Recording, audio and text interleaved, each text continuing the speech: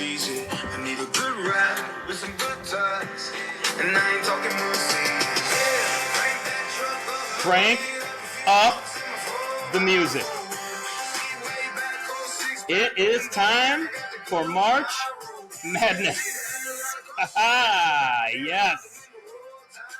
This is your conference tournament edition at Let's Talk More Action.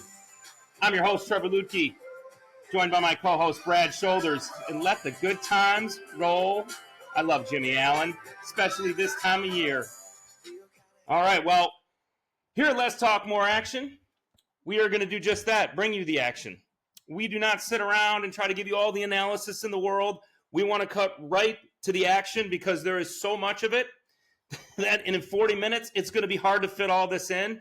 But we appreciate all of you joining us. Again, we can be seen at letstalkmoreaction.live or on TikTok at Let's Talk More Action 1. And so, Brad, are you starting to feel confident about all the homework that you've done through the regular season to lead up to the conference tournaments? I am, but like anything, just about the time you think you've got all the answers to the test, the teacher throws down a whole new set of questions. So we'll see what happens. There is no cheating on this exam because this is going to be the hardest exam you have to take all year. So we're going to caution you right at the beginning of this show. Pick wisely, budget wisely, which is extraordinarily important because you got to get through the conference tournament and through March Madness, and you don't want to just end your season at the end of the conference tournament and then be miserable during March Madness because you got nothing left. I'm sure, I don't know, I've been there. I was much younger, but I know I've been there once or twice in my life. Oh, sure. I've done it too. I've got crazy on these conference tournaments and didn't save a lot of bullets for the actual tournament. So, yeah, don't get carried away. Find a couple games this week that you like, but save your ammunition for next week because you're going to thank us for that. All right, we're going to try, though, to make you a significant amount of money over the next 4 days leading into March Madness. So what we're going to do on this show tonight is we're going to break down 5 conference tournaments. We're going to break down the Big Ten, the SEC, the Big East, the ACC, and the Mountain West. And we're going to give you those plays, our tournament plays, what we expect. But again, we're not going to give a lot of analysis because we're just going to give you the plays because that's what this show is all about at Let's Talk More Action.live, is just giving you as much action as you can have. But at the same time, at the end of the show, I have a sweet surprise. So we need everybody to hang in there because I have something that is very rare that you can put together on FanDuel. And we're going to show you how to do that at the end of the show. So let's just get right into it, though, man. Big Ten tournament. You started talking rare. I started thinking scotch. My bad. We know there'll be plenty of that going around this weekend as you and I are together to watch these tournaments. So let's start into the Big Ten tournament right away. Let's get into this thing and take a close look at the conference tournament coming up. So I wear my pride on my chest because this, I make no qualms about it. I am a Badger fan, but I realistically think the team is deep enough, they're good enough, the bracket that they have to get to the finals is weak enough, and that is what will make the Wisconsin Badgers the Big Ten tournament champions at the end of all of this. That's why I like this show, because we can agree to disagree. But that's good. That's good. Okay. That's all right. So what do you disagree with? Well, I like Wisconsin. Don't get me wrong. They could definitely win the Big Ten tournament. No question. They got 5 good starters, can all hit the 3. They got a player of the year type of guard playing for them. But my pick's Purdue.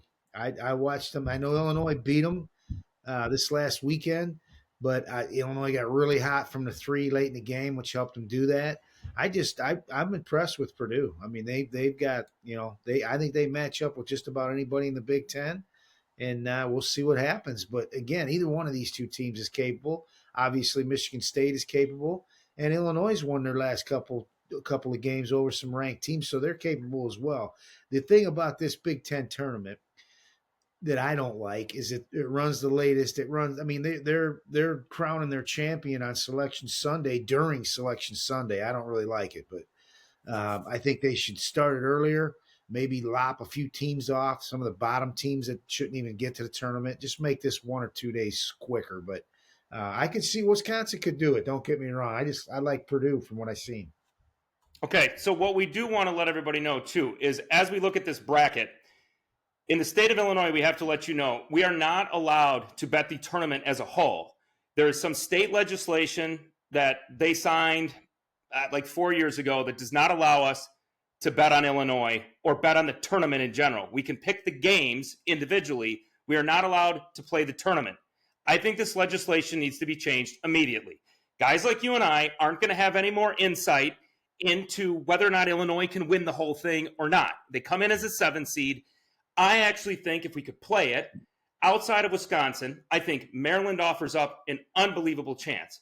But I just think that John Tonji and John Blackwell for Wisconsin have been playing so well. And if you have to have a player prop in and amongst these as you're starting to get late into this tournament, I think John Blackwell, when you can get his points or you can get his assists, John Tonji's the star, but Blackwell has emerged as an elite player. And I think if you start to look deep into the player props as this tournament goes, that could be the play. If you look at Illinois and you're outside the state of Illinois and you can play this, because we have plenty of friends that are there, Brad, I think Illinois is a strong, strong play to win this conference championship as well. If they can get past Maryland, I do think they are a very strong team. And so if I look into it, I'm saying to myself, I probably would take Wisconsin 1. I'd probably be considering Illinois 2. And I'd probably then take a look at Maryland. But I just think that when you look at it, that Illinois-Maryland winner makes it to the championship. I think UCLA is somewhat weak. Wisconsin can then get past them. They can get past Michigan State, which would set up the championship between, wow, this would be awesome. A 5 Wisconsin against a 7 Illinois, or 5-2, something like that. Michigan State's a great team. I mean, but here's the thing is when it comes to you wanting to play these tournaments, you can't take all the favorites. And so what we want you to do is budget your money appropriately and take a look at some of the teams that have to make longer plays, because that's where you make your money. Good analysis. And I'll tell you, Maryland came in and beat Illinois in Champaign about a month ago, maybe 3 weeks ago. But Morez Johnson was out. So they only had they had one guy playing center, and Maryland's big. So Morez Johnson has been announced as going to be coming back for the tournament. He had a broken wrist. Apparently he's the bionic man, and he's back. So that's a big, huge piece for Illinois to make a run, not only in the Big Ten tournament, but in the big tournament. So that's a great addition back, provided he can play. You know, they said he can play. We'll see what that first time he goes up to, dunk the ball and gets hard foul on that wrist. We're going to find out what he's made of. But right now he's suiting up. Big addition. Okay.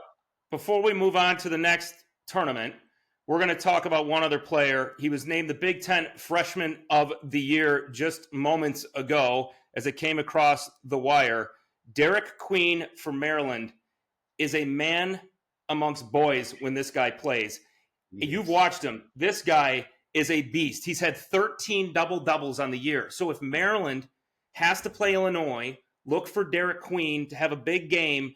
And if Maryland's going to go and win this whole thing, look for prop plays for Derek Queen along the way.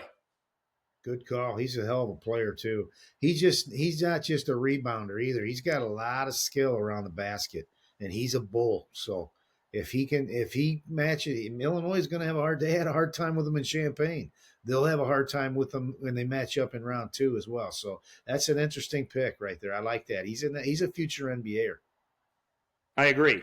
All right, as we said, we're going to keep this show going. We gave you our insight on the Big Ten tournament. Now we're going to go to the SEC tournament. Again, the show's live. It's not pre-produced. We are your producers. We're your hosts. We're your editors. We do all the content ourselves.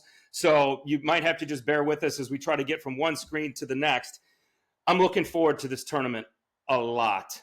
The SEC has a possibility for 11 to 13 teams to get into the NCAA tournament. These teams are no joke. From the time of tip tomorrow all the way to Sunday, I think this is going to deliver the most amount of upsets of any conference tournament we're going to see over the weekend. Agreed. You better come to play each and every game of this tournament, because there are some good teams in here. And if you have a bad half, be it the first or second half, you're going to get beat. And any one of these teams, I'd say that the top 7 seeds in this tournament has a chance of winning that tournament, and that's no bullshit. And I would agree that is no bullshit. And here's why. I'm going to go to the bottom part of the bracket. And when I look at the bottom part of the bracket, you have a ton of value. So again, you got to bear with us, because I'm going to try to jump between screen and screen. So you guys, everybody that's watching this, just hang on. Missouri and Kentucky offer a ton of value, okay? A ton of value. So because we told you we could not play the Big Ten tournament, let's go in to FanDuel and see how they are judging the SEC tournament and what they're going to do. So when you get into your screen here to try to play these conference tournaments, it's at the top. You go here and toggle up in here, and we're going to take a look at this, and we're going to come down here, and now it delivers you all of the conference tournaments that will take place from here till Sunday, and they will rearrange the odds throughout the weekend as teams get eliminated. But Brad, I will tell you, actually, sorry, this is the Big East, my bad. I'd say, yeah, this is the beauty of it being live, right? I mean, you're going to make a few mistakes along the way. What stands out to me here are these two teams at the bottom. Texas A&M and Kentucky, 20-1 odds to win the whole thing. I love what I have seen out of both of these teams.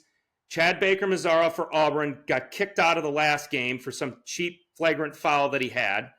Florida is a very, very good team. Alabama goes as the 3 goes.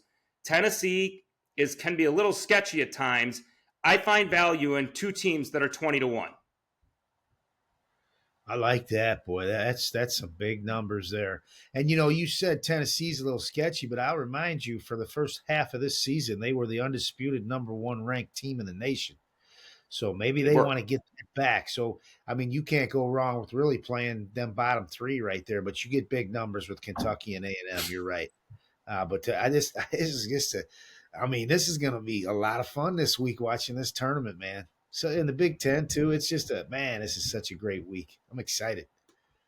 So if you really want to go out on a limb, I think you could try Missouri, you could try Ole Miss, you could try Mississippi State. I mean, to me, some of these teams are playing for so much. And again, Auburn already has the 1 seed locked up, right? And Alabama's pretty much, near the 1 line. So these teams in this area are playing for so much more. And that's why I think when I try to show you what I'm going to do at the end of the show, which is really cool, I think you have a lot of value. And how much fun, Brad, this is my thing is, we try to preach entertainment, right? We try to preach money management and entertainment. That's what this is all about. How entertaining is it going to be if you land one of these teams in the championship game for 10 to win 600, 10 to win 800, 10 to win 400, and you just have to place a hedge going the other way for a couple of bucks, and you're walking out of there making money, and you can say to your buddies, I called that. That's called the sweet spot, Trevor. That's called the sweet spot. And you could very easily get there with one of these teams. Even like Ole Miss, they're one of the oldest teams in the nation, age-wise, and they got a good team. Illinois played them to start the season. I know it was an exhibition, but it was a controlled exhibition. They blew the doors off of Illinois like by 25. I mean, the team can play.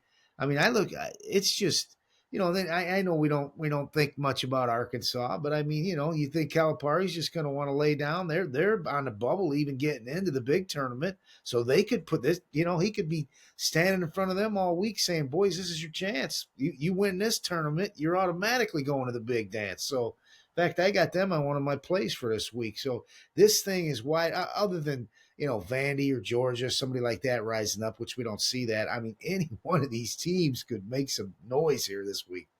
It's exciting times in the SEC. Right.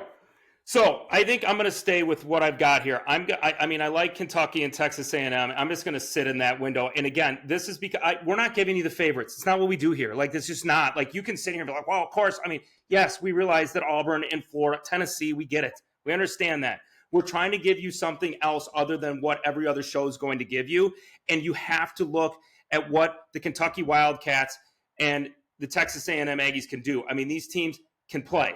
So before we leave you with that, keep this in mind of kind of what we're talking about as we get into this. But now, Brad, I'm going to bring you to the Big East bracket. And again, I find this to be another tough bracket. I've kind of narrowed it down to 2 teams. Here's a closer look at the bracket. Where are you thinking you're going to pick a winner here? Well, I know you don't. We just talked about not taking the chalk, but this league is not as deep as the SEC. And I just, we talked about it last week. I'm a St. John's. I know they're ranked number 1.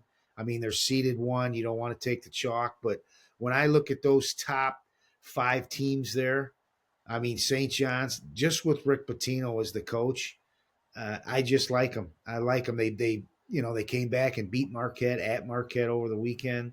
Hell of a ball game. I'm not sold on Creighton. Haven't seen a lot of Xavier, so I can't really speak of that. You don't need to. You don't need to. Don't worry. You haven't missed anything, champ. You haven't missed anything. The thing is with UConn, I mean, until someone beats them and takes them off their perch, they are the team to beat in the Big East, but they sure don't look like UConn of the last 2 years. So for my money, I like St. John's. I like St. John's to do a lot of damage in the next 3 weeks, but go ahead. Okay. The bracket, again, here's the other thing is you got to look at the bracket. When Brad and I have done this year after year after year after year, you have to look, how does the bracket break for certain teams? And I think the bracket breaks just right for a team like UConn. They are a massive, massive team. I don't think people realize how tall and how big this team is. They returned Alex Caravan, who is part of that team that won the entire thing. He knows how to win. This team has been there time and time again, and I don't see them having a lot of problems with Creighton, which puts them in the championship against St. John's or Marquette. I think if you're going to look at value here, and again, this is where we're going to have to, I got to toggle between it, but let's take a look at what we're being given for the Big East tournament odds, because I think what's going to happen is you're going to say to yourself, okay, where is the value and where can I get something for my money? And when you take a look at this, I really strongly believe UConn is a great play right here because you're getting plus 390, 4-1. And I like Marquette at 6-1 because if they can get past St. John's, I think these teams have a lot to play for. And I just feel like right now, this Connecticut team is playing really good basketball at the right time like they have so many years in the past. Yeah, I mean, like I said, until they get knocked off their perch, I mean, they've won 2 consecutive national championships. Yeah, they've had some roster turnover, but it's not like the guys he brought in are slugs, and we know Hurley can coach. So I see the angle you're going with there. I mean, the St. John's doesn't offer much value. I get that. So if you were going to pull someone out of this bundle, I mean, Creighton, to me, they look dynamite one game, and the next game they look, they barely get by DePaul. So I can't bet on that. You know what I'm saying? I don't like that type of inconsistency whatsoever. You know what you're going to get with UConn. He'll have them ready to play. Whether they got enough horses this year or not, we're going to find that out. But I like your angle there. Okay. So Ryan Kalkbrenner for Creighton is one to watch because here's the thing, is if they do win, and to your point, they continue to move on, Ryan Kalkbrenner they're going to have to do everything. Creighton's going to have to do everything through them, which rebounds and points. So if you're sitting here on Friday or Saturday and you're looking and Creighton's there, he would be the guy to watch for prop plays, okay? St. John's has a dynamic backcourt, to your point. So I want to go back there for a second. They have 2 guards, and again, we do this show, like I said, live. I can't repeat myself enough tonight because we're going to be a little bit all over the place. We're trying to give you 5 different tournaments live. But they have what I would consider to be probably the best. I mean, I would think the best backcourt tandem in college basketball, at least not, if not the top three. Would you agree with this? With 100%, they're up there. They're gamers too, man. And Patino. I mean, right. So it's RJ Luis, who's the starting point guard. I mean, this guy averages 18 points a game. And then they have Kadari Richmond, who used to play at Seton Hall, and he's averaging 12 points a game, but he's their assist guy with 5 assists a game. So when you look at the dynamic backcourt, and then you put in Zuby Ejiofor, Zuby, he wants to wear the ruby slippers come March. And so I'm with you that this is going to be a solid team. I'm looking in the future. I'm looking value probably in March Madness, first round of the tournament, probably taking them to cover whatever spread against whatever team they're going to have to play. But for now, I'm looking inside some value. But I do think this St. John's team, I mean, they are legit tough, and they get overlooked a lot. They do. I'm telling you, they're going to probably be do you think a 2 seed in the national tournament? And they are a seed that I wouldn't want no part of. Again, they're loaded on the court, but I think they got the best coach in college basketball, and I could be a little biased, but that's just how I feel about it. Okay, so we've given you that side of things. We're going to give you the ACC. So the ACC presents a bit of a challenge to me because everybody obviously thinks Duke is going to be trying to get up there in Wisconsin. Trying to get up obviously there. Not. Okay. So it's going to have an important. So let's take a look at this. Indiana. I'm getting feedback again on that one. All right, we're getting a little feedback because I got some talking head. It's Andy Katz. Oregon's been rolling. Shut up. So sorry, I tell my kids not to say these things. Dad's out here. Dad's grumpy that somebody's ruining the podcast. So back to the bracket of the ACC. What do you see going wrong here, if anything, that maybe we can give our viewers some insight on that people wouldn't expect because this is going to be the way that it breaks. The first question I have is this has got to be just about the weakest ACC I have witnessed in maybe a decade, maybe more. It's just, is Louisville for real? I mean, they were like, 5-20 last year. Not that you can't make changes, and they got a new coach, and I got all that, but on that note, though, they did add one of my former Badgers, Chucky Hepburn, and he's been kind of carrying the team, and they go as he goes. If he is sluggish, and he is very, very streaky, if he is streaky in this conference tournament, I realistically I see them getting bounced. Like you said, this conference is very inconsistent other than what we have at the top in Duke and Cooper Flag. I could see them getting bounced right away in that first game at 7:00. I mean, this is generally, we were oohing and on about the SEC. That's generally how we talk about the ACC, right? It's totally flip-flop this year. When I look at this, it's just a hodgepodge of bullshit right there. I mean, if Duke doesn't walk through this tournament, I think we got to all figure out what the hell's going on with Duke, because I think Duke's second string could win this tournament. That's just what I'm thinking. Okay. So how do we feel then, given the fact that I am in the tournament, Cooper, this kid, he's the best player in the country, probably next to Johnny Broome. Here's the thing, though, is I just feel like North Carolina has so much to play for in this tournament. And we saw the other night, they lost by 10, but they battled and they fought and they were down in the first half and they came back and they tied it and they took the lead. And I was glued to the TV. We have friends in North Carolina who, have important positions there. And I'm thinking to myself, could North Carolina some way, somehow, because they have to. I feel like they have to win. They have to beat Duke. Or I don't know if Joe Lunardi puts them into the bracket. If they win the tournament, obviously we're automatic. If they get to the championship, is it enough? How do we feel about these guys? I think you nailed it on the head, but the thing about it is, I could see the winner of that Pitt Notre Dame game beating them. That's just how I feel with them. Or Carolina could show up that night. That's the whole thing about this. When I look at this tournament, I mean, I see inconsistency on top of inconsistency throughout the whole bracket. That's all. So, Scary. again, we are doing the show so live that Pitt Notre Dame game was actually played today. Okay. And came down to the final minute, and there was a horrible call, which you will see all over X. So give me 1 second. I am certain, I believe. Well, that's what I'm getting to because I was gone. We have jobs too, by the way, people. So we actually have to work. So get it. Right. So hang on. All right, everybody stand by for okay, it was. Notre Dame won 55-54. And they won because they called the foul. The refs called the foul when they shouldn't have on a rebound when the game was tied 54-54 with like less than a second to go. There was a rebound.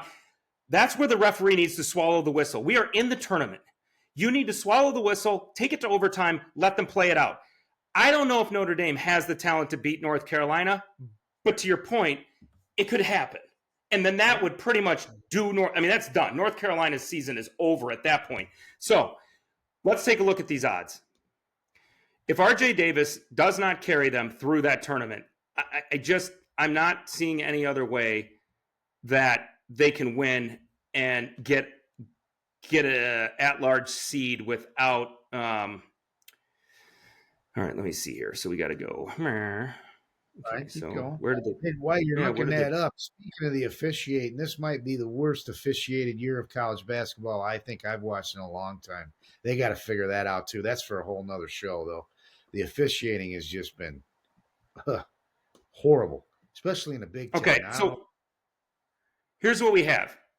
They have taken the tournament lines down because of them having to reset this. So North Carolina, so they took it down because they've got to reset it after what happened today in these two games because Cal beat Virginia Tech too. So let's just go back into this. I think they were 25-1. So it's an opportunity to take North Carolina if you really feel like, hey, this is a chance, where I think I can make some money. Otherwise, I don't know. I mean, I just, like you said, if you're going to put Duke into something, you almost have to parlay it, which I'll give you here in a moment. But RJ Davis is a guy. I could see Clemson doing some damage here too. I can't get myself to take Duke. There's no reason. They were like minus 300. I'm not doing that. No, thank you. Put your money away and let's move to the Mountain West because this is where I feel like if I'm going to do something, this is where I'm going to make some money because in my opinion, this has been a conference for some reason I've had to watch a lot of because my wife finally goes to bed and I'm like, I'm stuck watching this. There's several of these teams are going to make the tournament, but New Mexico is legit. And watch for one name, Donovan Dent. This guy is going to be an NBA first-round pick. He averages 20 points, 7 assists a game. New Mexico they don't have an easy route to that. But if they get to the championship, I think it's going to be between them and Utah State. And I don't see them losing to Utah State. So I really like New Mexico here, unless something else in this bracket stands out to you. Well, the only thing is Colorado State is on fire right now. They've won 7 straight, and they look pretty good too. And like you said, this New Mexico looks good, no doubt. They look like the world beaters of the conference. But it seems like every year this conference has got a lot of upsets in it. So I don't, you look at it's all chalk there, but don't be shocked if a Nevada bounces up and wins a couple games in a row, or not a Wyoming, but maybe a San Jose State type of game. But all I'm saying is this conference here, you could definitely, I wouldn't be shocked to see a 7 and 8 playing for the championship. It's just how they play out there, And it's usually I'm half asleep watching those games, but they're fun. They light the scoreboard up, and it's just a fun tournament. I will watch a lot of that tournament compared to the ACC. I don't even know if I'm going to watch any of the ACC tournament this year, which is unusual for me. But I like, here we go. Here you got the odds up there. Perfect. Nevada, you got Nevada at plus 2,400. again, I like to play the long shots in a tournament like this because Nevada's been to the NCAA tournament several times. They got a good, solid program out there. That's the kind of team that could make a run in this tournament. Okay, and that is something that, and again, that's kind of what we're trying to teach the audience is you cannot sit here and stick with chalk. The only reason I like chalk here is, like I was saying before, is Duke was minus 300. New Mexico's plus 250. You're getting great value, in my opinion, to take New Mexico in this situation, getting 250. Like, that's getting plus money for the number 1 seed in a conference tournament that has to only win 3 games. What does he think? I know. What does Finn think? What does Finn think? What does she think? When I was talking about the ACC tournament, I'd seen her over in the corner taking a shit. So that's what she's thinking. She don't stay up late enough for the Mountain West Conference. But I hear what you're saying. That track you're on, though, that is a good point. Them being positive money, and I like that, Trevor. That's a good bet. I like that. I'm going to give you one more rather wild insight. So if you talk to dog bettors, they will tell you that they pay attention to what dog goes to the bathroom before they go off and race, because those are the dogs that will then be the fastest and the quickest on the track. So maybe you're onto something, Finn. Maybe you're onto something, that this New Mexico team is unbeatable, unstoppable, hands down Mountain West champions. I can guarantee that. He says go, Trevor. All right. So do you have a play that I can now give to our audience? We are 30 minutes in. I'm actually shocked that we've gotten through this whole thing in 30 minutes. Said we'd probably go about 40. So, I got to give it to you. You're a great producer. I got a game right now I'm wanting to get to here. All right? Okay, let's get to it. Okay. South Carolina, Arkansas in the SEC. Let's get back to our tournament we're going to have all eyes on. Arkansas, SEC. Let me decline that. All right, so go ahead if you can pull it up there. Give me a second. I obviously 2 popular guys trying to run the show, getting phone calls, having their kids come downstairs, ask them for favors, not the time or the place. I could tell you why you're trying to pull. I'm going to give you a little background while you're trying to pull that up. Okay, so who? Arkansas, South Carolina. Arkansas is definitely on the bubble. Okay. I just think Calipari's going to have these boys at the very least. He knows he's got to win a couple games in this SEC tournament to even have a shot, a sniff. Okay. Right now, they're laying 2.5 against South Carolina. I just think Arkansas is going to be up in the rafters to play this game because they don't want to miss out on the tournament in Calipari's first year down there. They just don't. All the hype, they brought a lot of transfers in. They got a decent team. They just haven't gelled yet. This could be their time. I like them laying 2.5. You got to win by a bucket, basically. So that was the first one that jumped off the screen with me, simply because they're going to be in desperation mode. Okay, so I agree with you. And the thing is since you've looked at that line, and so did I, it's gone from 2.5 to 3.5.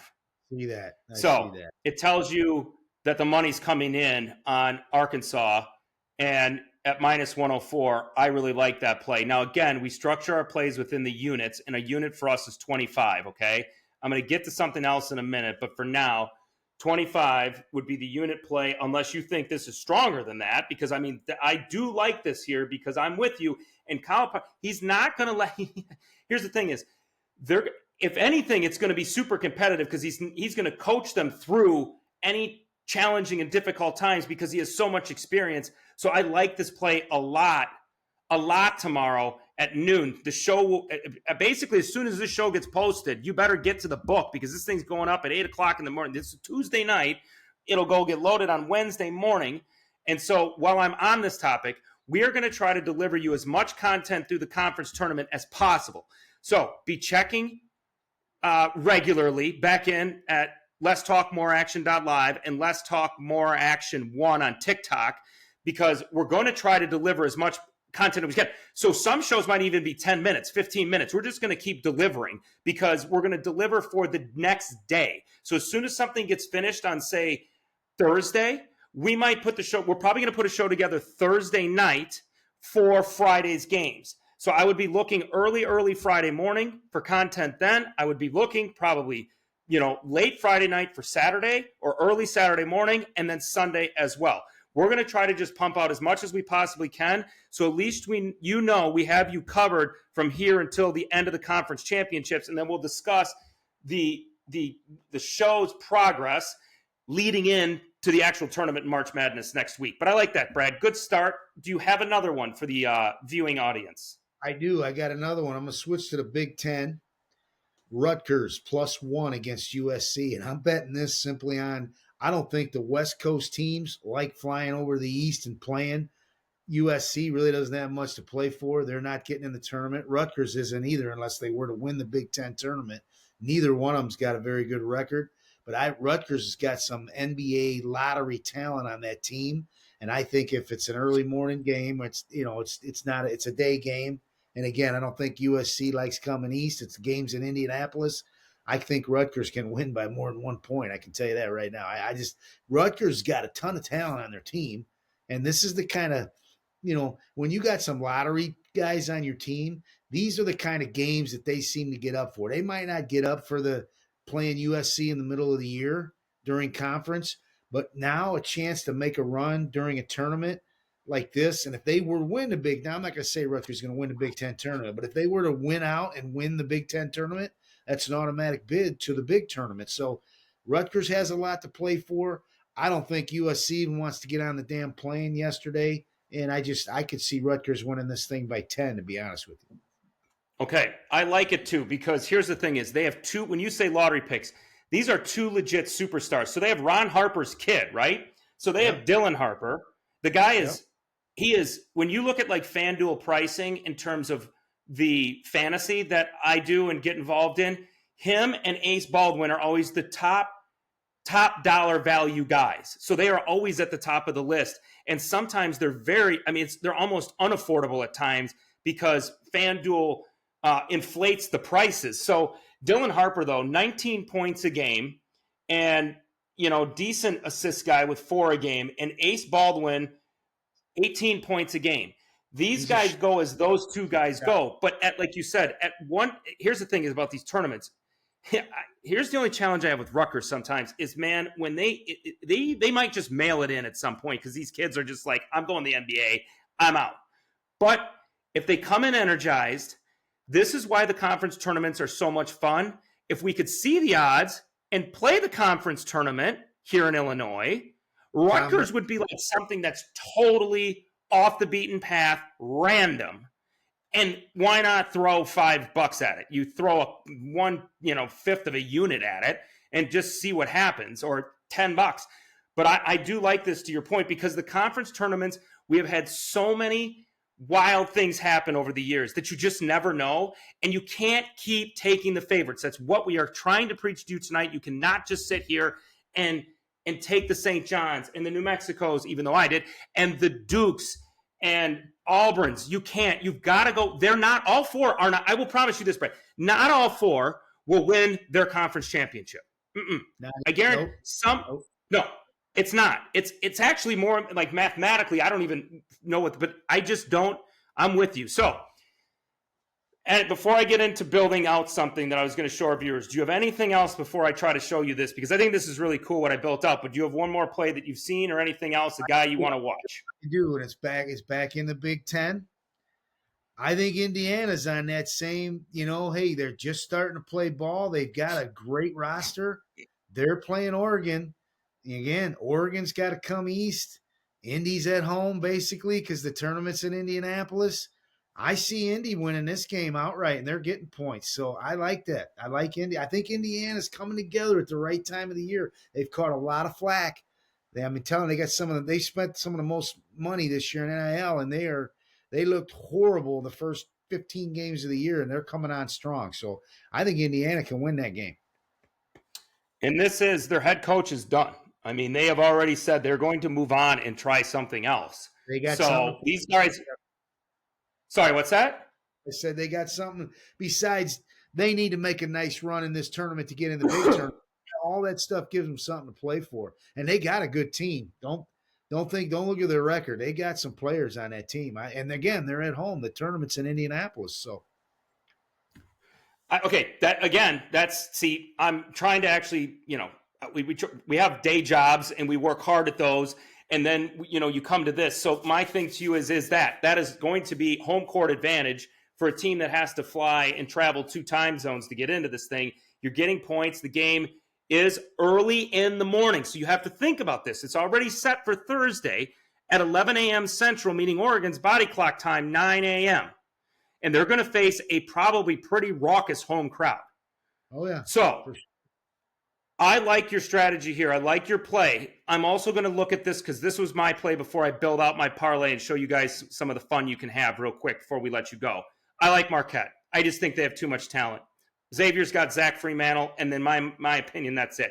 Marquette has a lot to play for. They have a ton to play for. Their seed is nowhere near set. And I think 2.5, again, we're taking lines also that aren't inflated. We're not giving you some 10, 12-point lines with these big favorites. We're focusing on just go win the game. 2.5 is go win the game. Brad's going to give you some points with Indiana. So I think right now we've given you a good, sizable amount of information. But I'm going to bring you into one final cool thing you get to do. So if you tune into this tomorrow, you have to get after this right away before these tournaments go off. Brad, did you know...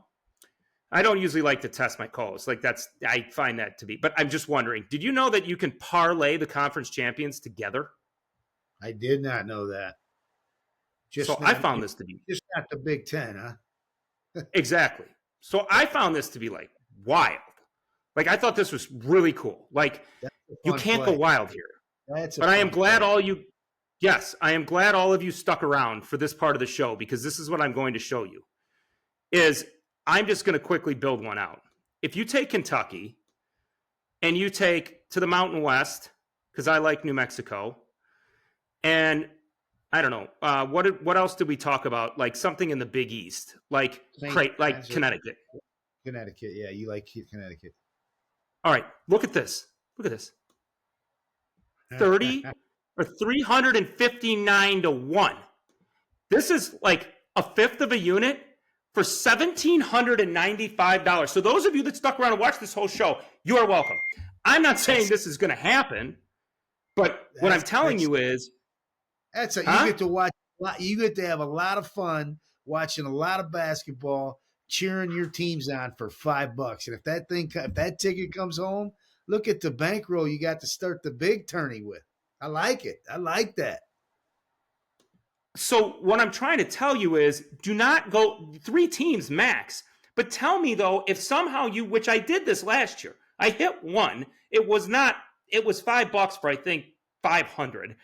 But if you get into this position, tell me how much fun knowing all 3 of these teams are going to play for a conference championship, right? Yeah. I mean, you're sitting there. You'll be on the edge of your freaking seat the entire day, all through the entire weekend. I could come in here and say, forget Connecticut, come to Marquette. Look at the payout on this thing. I mean, it's insane. So what I'm saying to you now is, why don't you go ahead and build one out of what you think might, give me some winners. Give me 3 winners. I don't care. I just want to show people that you can do this and they allow it and how much fun you can possibly have. And that's the thing we preach here. Sorry, I'm getting too excited.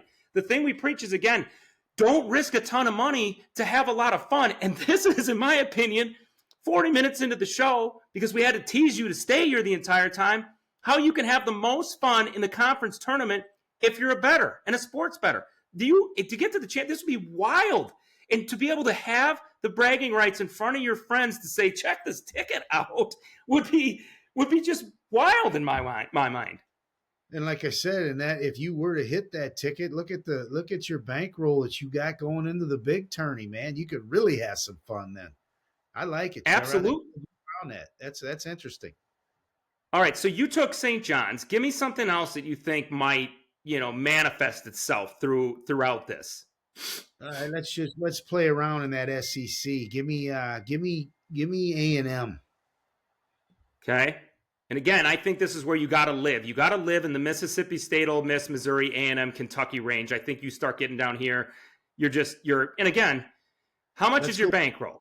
In the Mountain West, give me Colorado State. See what that turns into.